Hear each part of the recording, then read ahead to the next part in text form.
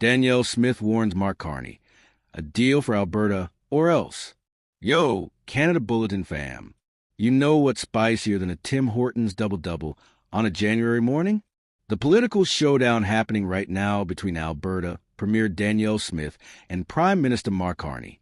And folks, Smith just went from pretty pleased to listen here.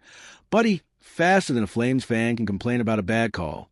Grab your popcorn. Because Alberta's premier just issued an ultimatum with a Grey Cup deadline, and the stakes? Oh, they're only the future of Canadian unity.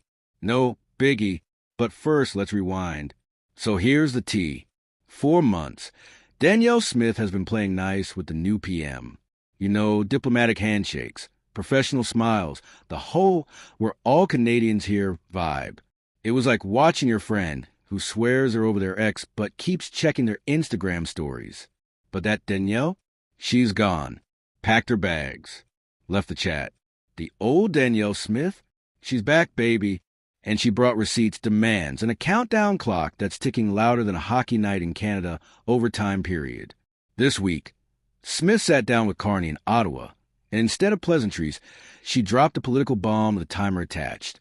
November 16th, Grey Cup Sunday. Make Alberta a deal, or else. Or else what, you ask? Well, buckle up, Buttercup, because we're about to find out. So what exactly does Alberta want? Smith isn't asking for much. Just, you know, a bitumen pipeline to the BC North Coast. And oh, yeah, while you're at it, Mark, could you maybe tear up what you call the 9 bad laws? Those lovely liberal policies that have been allegedly choking Alberta's oil industry, like a boa constrictor at a petroleum convention? Here's the kicker, Smith literally told Carney. Justin Trudeau created an independence movement in Alberta, and you can take the wind out of it. Fix this, or watch what happens when you tick off an entire province that basically funds half the country. That's not a suggestion. That's not a request. That's a read between the lines, or I'll draw you a diagram moment. And in case Carney thought she was bluffing, Smith pointed to a petition drive by former PC politician Thomas Lukaszuk asking Albertans if they even want to stay in Canada. Her response? She's watching it with great interest. That's political speak for, I see what's happening, and so should you, Mark. Let's break down what's actually on the chopping block. So these 9 bad laws Smith keeps mentioning, they're not just bureaucratic annoyances. We're talking about a liberal cap on oil and gas emissions because apparently Alberta's economic engine needs a governor. A tanker ban off the BC North Coast, you know. The very coast where Smith wants to ship oil to Asia. The infamous no more pipelines law subtle as a brick. That one. Net zero electricity regulations that Alberta says are about as realistic as expecting the Leafs to win the cup. Smith's pitch?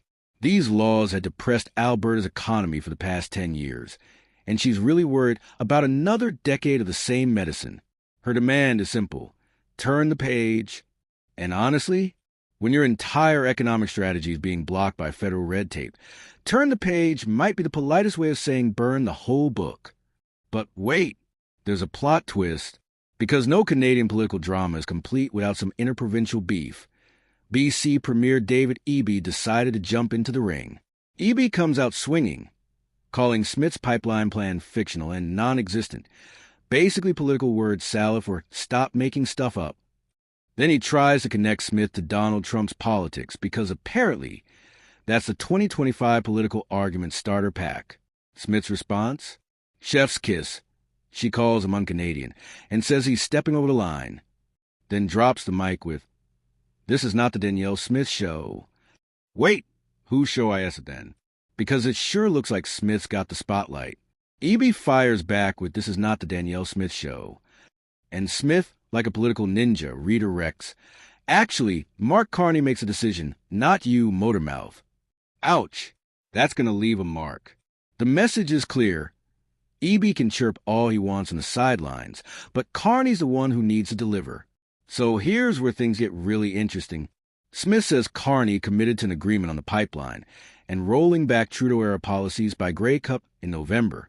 That's November 16th. Folks, we're talking days away. The clock isn't just ticking. It's doing that loud Hollywood countdown beep that tells you something's about to explode. Smith's not mincing words anymore. Anything less would be unacceptable to the people of Alberta. The time for talking is over. It's time to act. Boom. This is not the time for Carney word salads. No political tap dancing.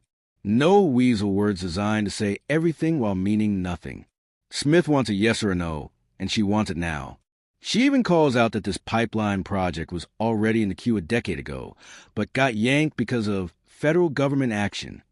So in her mind, Carney's not even being asked to approve something new, just to fix what the previous government broke. Here's the million-dollar question.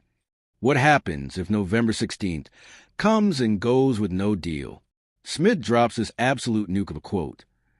There's no universe where Alberta will tolerate being landlocked in our own country. Let that sink in.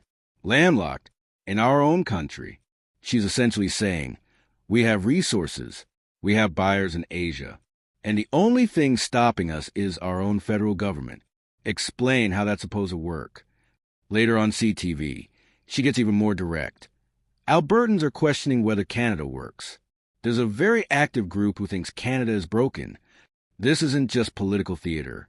This is a premier telling the Prime Minister, your move, but choose wisely because Albertans are watching and their patience has left the building. Here's why this is huge. Alberta isn't just throwing a tantrum. This is about fundamental questions of federation, economic sovereignty, and whether provinces have a real say in developing their own resources. Smith's argument is actually pretty straightforward.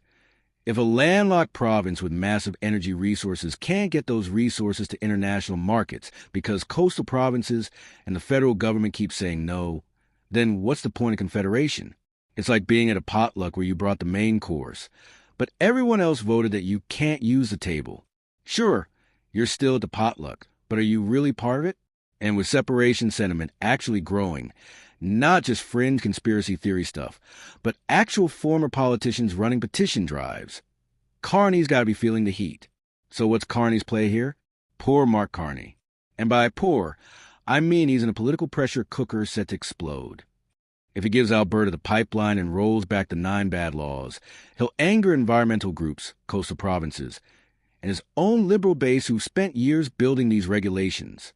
But if he doesn't give Alberta what it wants, he risks fueling a genuine separatist movement in a province that contributes billions to federal coffers. Oh, and he'll look weak, indecisive, and like he can't manage national unity. Rock, meet hard place.